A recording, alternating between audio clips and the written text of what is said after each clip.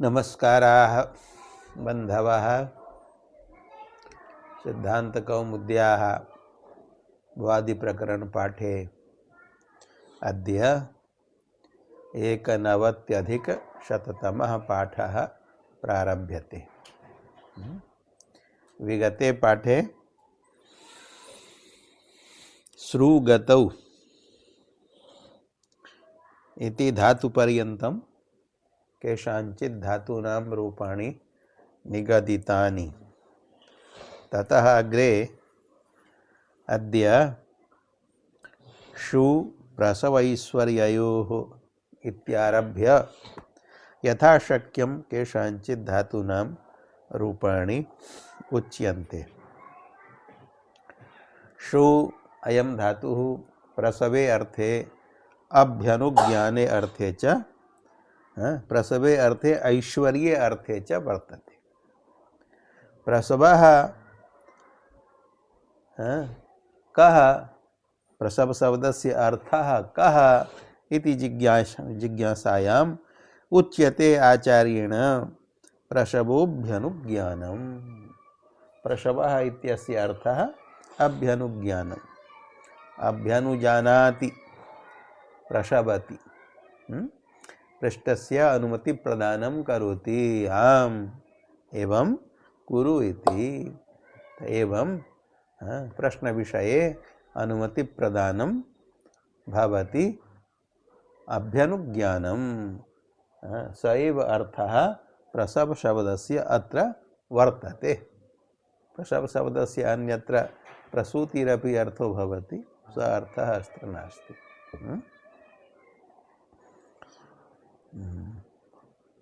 अतएव अर्थः विवृतः। प्रसवः अभ्यनुज्ञानम्।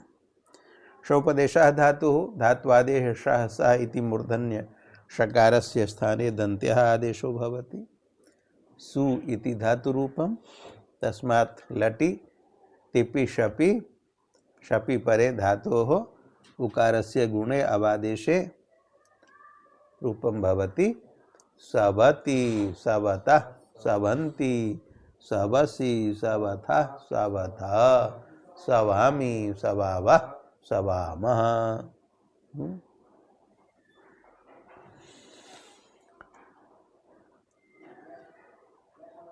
लिटि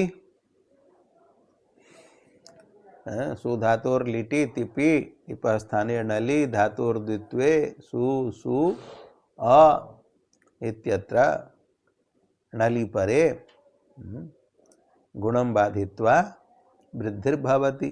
अचोयिणीति उकारस्य वृद्धिः औकारः आवादेशः। सु साब अ अभ्यासे सु इति उकारः वर्तते,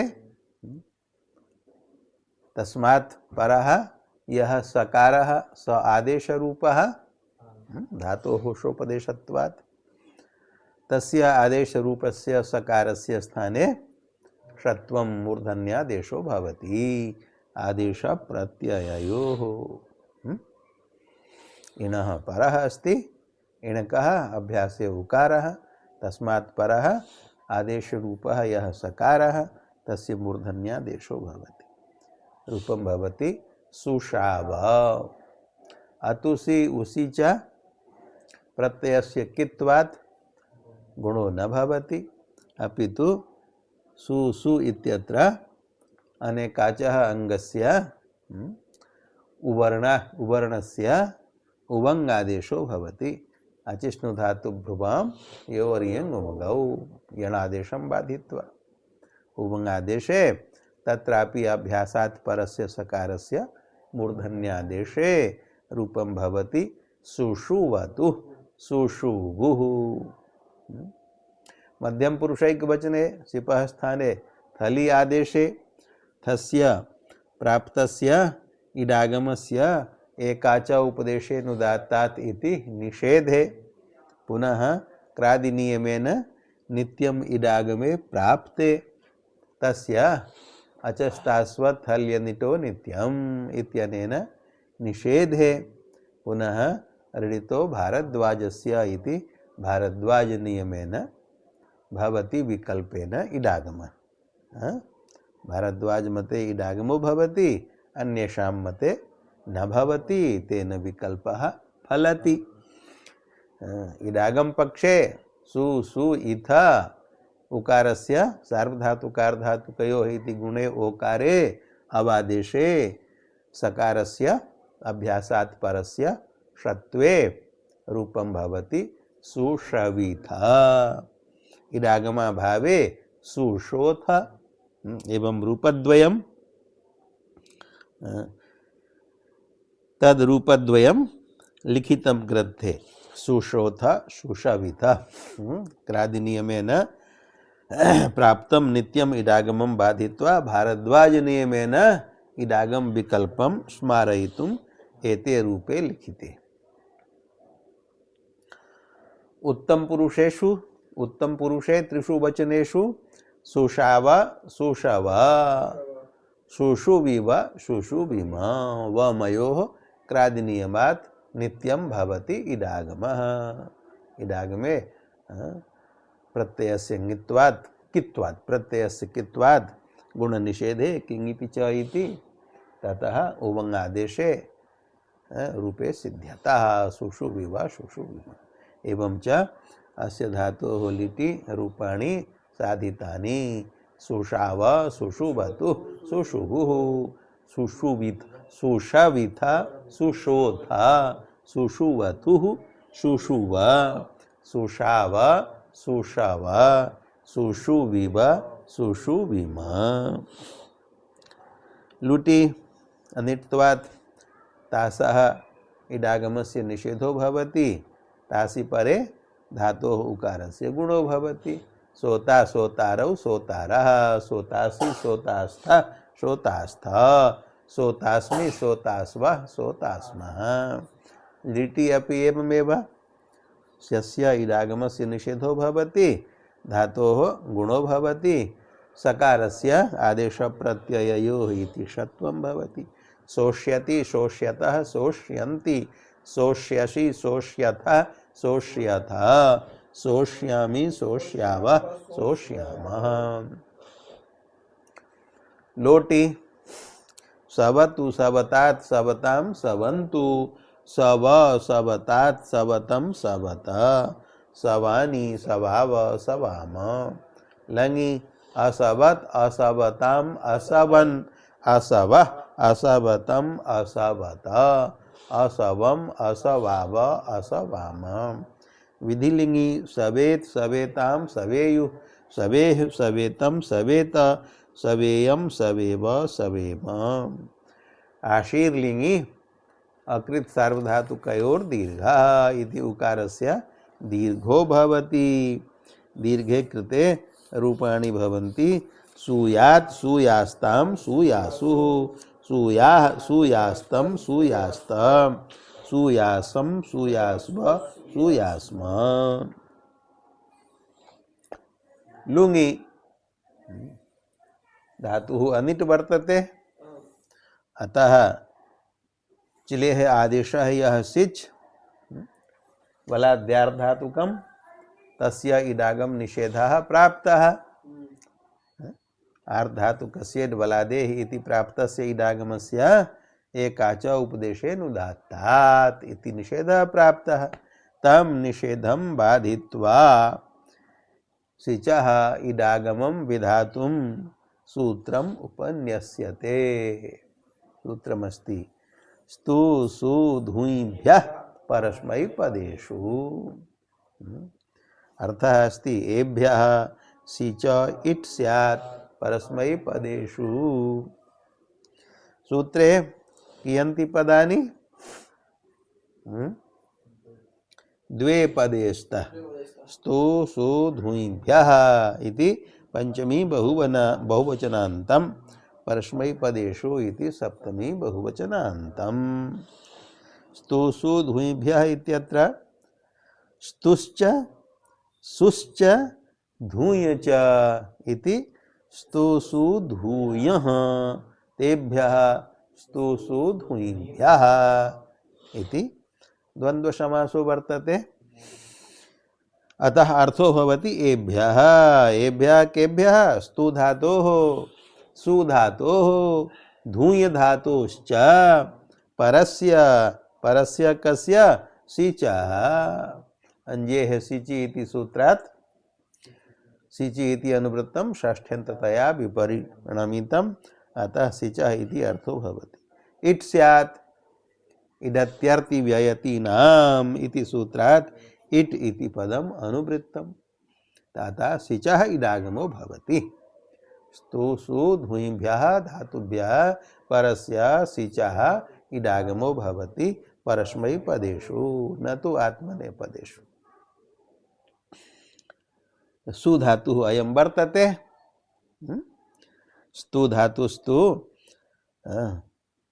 अदादौ आगमिष्यति स्तौति स्तवी इति रूपं भवति। धूय धातुः स्वादौ अपि वर्तते क्रियादौ अपि वर्तते।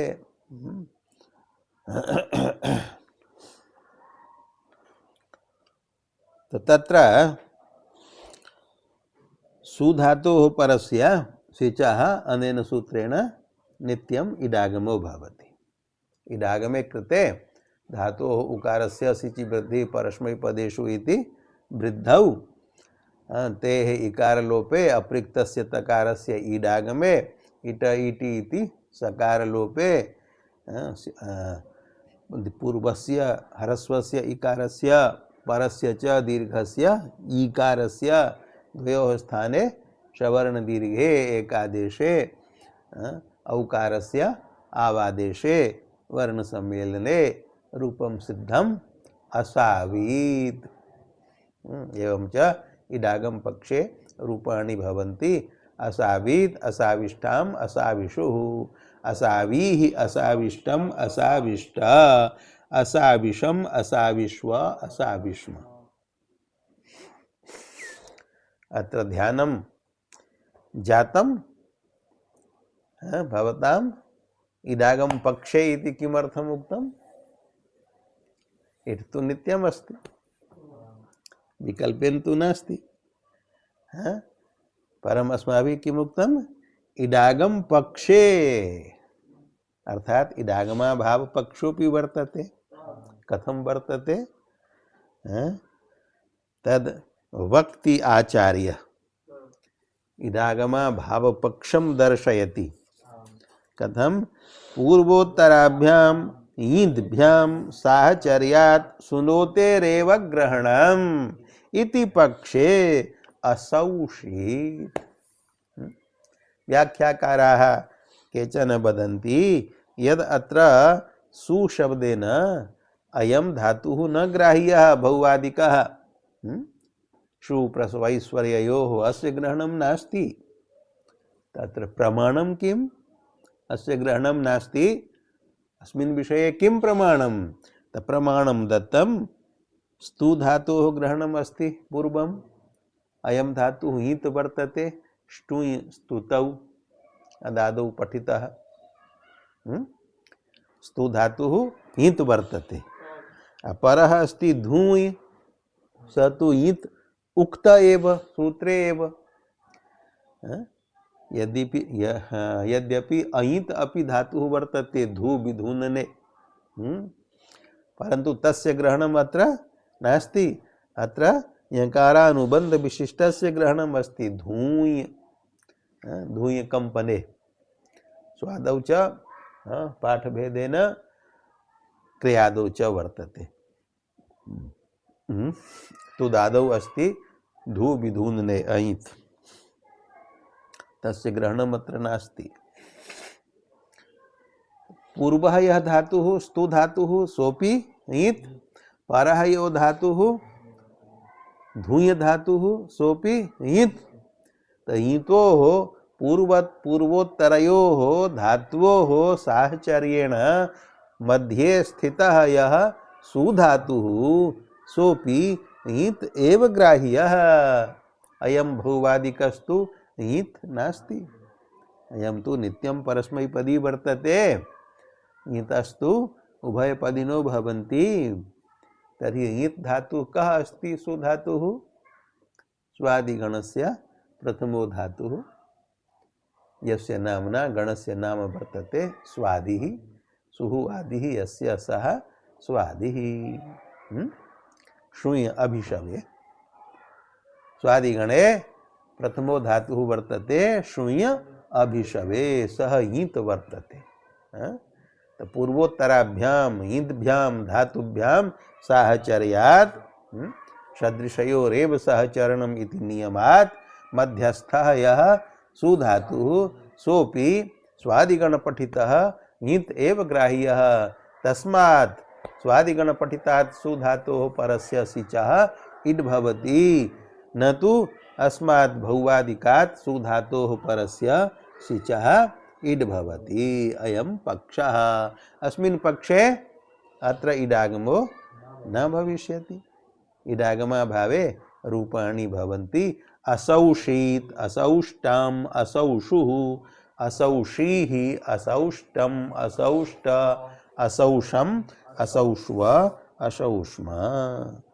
एकं रूपं लिखितम् अस्ति असौषेत् इति। लुङि मतभेदेन रूपद्वयं साधितम्। लृङि असोष्यत् असोष्यताम् असोष्यन् असोष्यः असोष्यतम् असोष्यत असोष्यम् असोष्याव असोष्याम। एवं प्रकारेण सुधातोः रूपाणि साधितानि निगदितानि च। अग्रे अस्ति श्रु श्रवणे। बहु प्रचलितोऽयं धातुः सर्वे प्रयुञ्जते। अस्य धातोः रूपाणि शृणु अये बालक आगच्छ शृणु एवमुच्यते। अयं ध्यानेन शृणोति अयं ध्यानेन न शृणोति। अहं शृणोमि अहं भवदीयवार्तां। व्यवहारेपि प्राचुर्येण प्रयोगो भवति अस्य धातोः रूपाणां। श्रु धातुः श्रवणे अर्थे कर्णेन्द्रिय विषयीकरणे अर्थे श्रवणाभ्याम इंद्रियाभ्याम शब्दाः श्रूयन्ते। अस्य श्रु धातोः रूपाणि वक्तव्यानि। लटि कानि रूपाणि भवन्ति? लटि रूपाणि साधयितुं प्रथमं सूत्रम् उपन्यस्तम्। किं? श्रुवः श्री च त्रीणि पदानि सन्ति। श्रुवः षष्ठी एकवचनं। श्रु धातोः षष्ठी एकवचनं। धातोः कथं सुविभक्तिः आगच्छति इति निगदितं। धातोः अनुकरणात् अर्थवत्वेन प्रातिपदिकत्वात् स्वादयः विभक्तयः जायन्ते। अत्र अस्ति श्रु इति धातुः तस्मात् अनुकरणात् षष्ठी एकवचने रूपम् अस्ति श्रुवः। अग्रे अस्ति श्री। श्री इति अविभक्ति को निर्देशः। प्रथमा विभक्तिः अत्र लुप्ता वर्तते। च इति अव्ययम्। तर्हि अनेन सूत्रेण किं भवति? श्रुवः श्री इत्यादेशः स्यात्। श्रुवः श्रु धातोः स्थाने श्री इत्येवम् आदेशो भवति। धातुः अस्ति श्रु उकारान्तः तस्य स्थाने आदेशो भवति श्री रडिकारान्तः। धातौ संयोगः वर्तते षकार रेफयोः। आदेशे संयोगो नास्ति। षकारः व्यञ्जनं तस्मात् परः रडिकारः अच्। चात् सूत्रे च इत्यपि प्रयुक्तम् अस्ति। तो चकारेण किं भवति? तो उच्यते श्नु प्रत्ययश्च शब् विषये। चकारेण समुच्चीयते कः? श्नुः। स्वादिभ्यः श्नुः। तदनन्तरम् इदं सूत्रम्। अतः अत्र च शब्देन अनुकृष्यते। यथा रज्ज्वा अनुकृष्यते काष्ठादिकं तथैव। तर्हि शब् विषये सार्वधातुकेषु लकारेषु यत्र यत्र शप प्रत्ययः प्राप्तो भवति तत्र तत्र शपं बाधित्वा स्नुः विकरणो भवति, स्नुः प्रत्ययो भवति, शपोपबाधः शपं बाधित्वा भवति। सूत्रस्य अर्थः जातः श्रु धातोः स्थाने श्री इति आदेशो भवति शप विषये, यत्र यत्र शप प्राप्तो भवति तत्र तत्र शपं बाधित्वा स्नुः विकरणो भवति, श्रुवः श्री आदेशश्च भवति। स्नोर्ङित्वात् धातोर्गुणो न, स्नुः यः विकरणः कृतः सः विकरणः ङित् वर्तते, केन सूत्रेण? सार्वधातुकम् अपित्, अपित् सार्वधातुकम् ङिद्वत्। प्रथमं स्नु प्रत्ययस्य सार्वधातुक संज्ञा विधातव्या, सार्वधातुक संज्ञा केन सूत्रेण भवति? तिङ् षित् सार्वधातुकं षित् वर्तते, स्नु इत्यत्र शकारस्य इत् संज्ञा अस्ति, केन सूत्रेण भवति शकारस्य इत् संज्ञा? लशक्व तद्धिते, तद्धितवर्ज प्रत्ययाद्याः लशकवर्गाः इतः स्युः। अयं स्नुः प्रत्ययः तद्धितः नास्ति, तद्धित भिन्नः प्रत्ययः अस्ति, प्रत्ययस्य आदिः अस्ति शकारः, तस्य शकारस्य इत् संज्ञा अस्ति, यथा शपि अस्ति तथैव स्नौ अपि अस्ति। शकारस्य इत् संज्ञायां जातायाम् अयं प्रत्ययः षित् उच्यते, षित्वात् सार्वधातुक संज्ञा भवति, तिङ्षित् सार्वधातुकं, सार्वधातुकत्वात् अपित्वाच्च, किंच अयं पित् नास्ति, अत्र पकारस्य इत् संज्ञा नास्ति, अतः किं भवति? सार्वधातुकम् अपित्, अपित् सार्वधातुकं ङिद्वद् भवति। अपित् सार्वधातुकम् अस्ति स्नुः, तस्य ङिद्वत्वं विहितं, ङिद्वद् भावो विहितः। यद्यपि अयं ङित् नास्ति तथापि ङित्व प्रयुक्तं यत् कार्यं भवति तत् कार्यम् अत्रापि भवति, अस्यापि भवति, अस्मिन् परेपि भवति, अतः ङिद्वद् भावः कृतः, ङित्वाति देशः कृतः। ङिद्वद् भावेन किं भविष्यति? ङिति किङिति च इति गुणनिषेधो भवति, तथैव अस्मिन् प्रत्यये परेपि गुणनिषेधो भविष्यति। इदानीं रूपं साधनीयं। धातुः अस्ति श्रु, श्रु धातोः वर्तमाने लट् इति लटि लकारे लटः स्थाने प्रथम पुरुषैकवचने तिवादेशे अनुबन्धलोपे श्रुति कर्तरि शप् इति शप् प्राप्तः, तं शपं बाधित्वा श्रुवः श्री च इति सूत्रेण शपं बाधित्वा स्नुः प्रत्ययः क्रियते, किंच धातोः श्रु इत्यस्य स्थाने श्री इति आदेशो विधीयते। तर्हि रूपं किं जातं? श्री नु ति। स्नोः षित्वात् सार्वधातुक संज्ञायां सार्वधातुकार्धातुकयोः इति तस्मिन् परे श्री इति धातोः गुणः प्राप्तः, तस्य गुणस्य किङिति च इति निषेधो भवति, यतो हि स्नुः ङित् वर्तते। तदेव लिखितं स्नोर्ङित्वात् धातोर्गुणो न, स्नु प्रत्यये परे धातोः श्री इत्यस्य गुणादेशो न भवति, श्री इत्येव रूपं तिष्ठति। किन्तु तिपि सिपि मिपि च परे स्नोर्गुणो भवति। तिप् सिप् मिप् एते त्रयः प्रत्ययाः पितः सन्ति, पित्वात् एतेषां ङिद्वद् भावो न भवति, अतः किङिति च इति निषेधः येषु प्रत्ययेषु न प्रवर्तते, अन्येषु प्रत्ययेषु प्रवर्तते एव। तस् झि थस् थ वस् मस् एषु प्रत्ययेषु ङित्वात् गुणनिषेधो भविष्यति, परन्तु तिप् सिप् मिप्सु गुणो भविष्यति, तत्र निषेधो नास्ति। तर्हि तिपि परे स्नोः उकारस्य गुणे ओकारादेशे रूपं जातं श्री नो ति। श्री इत्यत्र ऋकारः, ऋवर्णात् परः अस्ति नकारः, तस्य रिवर्णान्नस्य णत्वं वाच्यम् इति णत्वं जातं। णत्वे कृते रूपं जातं शृणोति। द्विवचने तसः ङित्वात् स्नोः अपि गुणो न भवति। स्नोः ङित्वात् धातोः अपि गुणो न भवति, अतः रूपं भवति श्रीणुतस्। सकारस्य ऋत्वे विसर्गे नकारस्य णत्वे शृणुतः। एवं बहुवचने श्रीणु अन्ति। अन्तेः ङित्वात् नु इत्यस्य गुणस्तु न भवति। गुणाभावे इको यणचि इति यण् प्राप्तः, तं बाधित्वा अचिष्णु धातु भ्रुवाम योरिंग उमगौ इति उमंगादेशः प्राप्तः। तम उमंगादेशम अपि बाधित्वा यनादेशार्थं सूत्रम् अस्ति।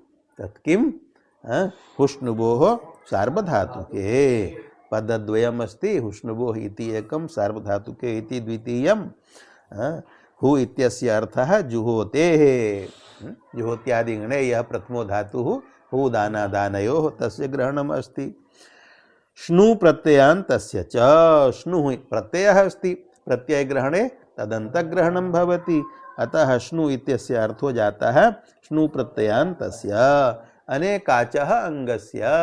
अंगस्य इति अधिकारो वर्तते। अनेकाचः इति पदम् अनुवृत्तं। कुतः अनुवृत्तम्? एरनेकाचो संयोगपूर्वस्य। तत्र एः इति पदं त्यक्त्वा अनेकाचः इत्यपि अनुवृत्तम्, असंयोगपूर्वस्य इत्यपि अनुवृत्तं। पदद्वयम् अनुवृत्तम्। असंयोगपूर्वस्य इति अर्थः अग्रे कथ्यते। श्नु प्रत्ययान्तस्य अनेकाचः अंगस्य। हु धातुरूपं यत् अनेकाच अंगम, श्नु प्रत्ययान्तं च यत् अनेकाच अंगम, तस्य अंगस्य अवयवः यः असंयोग पूर्वस्यो वर्णस्य। असंयोग पूर्वो वर्णस्य। असंयोग पूर्वः यः उवर्णः। असंयोग पूर्वः इत्यपि अनुवृत्तं। तत् कस्य विशेषणम्? उवर्णस्य। ओः इत्यस्य। ओः कुतः आगतम्? ओः सुपि इति सूत्रात्।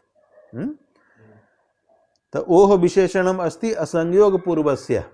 असंयोग पूर्वः यः उवर्णः, यस्मात् उवर्णात् पूर्वं संयोगो न भवेत्। तादृशस्य उवर्णस्य यण् स्यात्। यण् भवति अजादौ सार्वधातुके। अचिष्ण धातु भ्रुवाम इति सूत्रम् अचि इति अनुवृत्तं। तत् अचि सार्वधातुके इत्यस्य विशेषणं। तत्र तदादिविधिर्भवति, अतः सूत्रस्य अर्थः संपूर्णः। जुहोतेः धातोः श्नु प्रत्ययान्तस्य च अनेकाचः अंगस्य यः असंयोगपूर्वः उवर्णः, तस्य उवर्णस्य यण् भवति अजादौ सार्वधातुके परे। अत्र अन्ति इति अजादि सार्वधातुकम् अस्ति। तस्मिन् परे श्रीनु इति श्नु प्रत्ययान्तम् अनेकाच अंगम वर्तते। तस्य अंगस्य यणादेशो भवति अनेन सूत्रेण उमंगादेशं बाधित्वा। उकारस्य यणि वकारे श्रेण उव अन्ति सम्मेलने शृण्वन्ति। नकारस्य णत्वं पूर्वदेव भवति। एवं च शृणोति शृणुतः शृण्वन्ति। प्रथम पुरुषे त्रिषु वचनेषु रूपाणि। एवमेव मध्यम पुरुषे त्रिषु वचनेषु शृणोषि। तत्र शकारस्यापि षत्वं भवति इणः परत्वात् प्रत्ययावयवत्वाच्च। शृणोषि शृणुथः शृणुथ। उत्तम पुरुषे शृणोमि। द्विवचने शृणुवः शृण्वः इति रूपद्वयम्। बहुवचने अपि शृणुमः शृण्मः इति रूपद्वयम्। कथं भवति रूपद्वयम्? तत्र प्रत्ययावयवस्य उकारस्य लोपो भवति। पूर्वम् आगतम् अस्ति सूत्रम्। किमस्ति सूत्रम्? उकारलोपार्थं धिवि धातु प्रकरणे आगतम् अस्ति। लोपश्चास्यान्यतरस्यां मोह मोह मकार वकारयोः परयोः। वस् इत्यत्र वकारः परः, मस् इत्यत्र मकारः परः। तयोः परयोः किं भवति? उकारस्य प्रत्ययावयवस्य लोपो भवति विकल्पेन। लोपपक्षे शृण्वः, लोपाभावपक्षे शृणुवः। एवमेव मसि अपि शृणुमः शृणुमः एवं च लटि सर्वाणि रूपाणि साधितानि निगदितानि च अत्रैव भवतु पाठविरामः। ओम शांति शांति शांति।